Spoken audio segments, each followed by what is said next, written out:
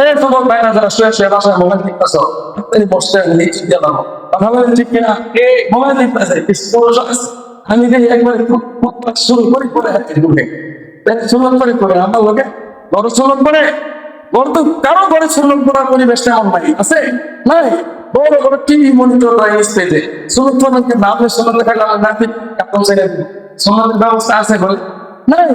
তাহলে যারা জমান সমাজে ফুটপাত সবে ঢুকে, আবার আমি মোনাজাতের আগে বাড়িয়ে থাকা এই সব আমাদের আগে বড় সুলন দিত বলে সপ্তাহে দিন মসজিদে আসলো, তাও জুম্মার নামাজের আগের পরে সুন্নাতটা করলো,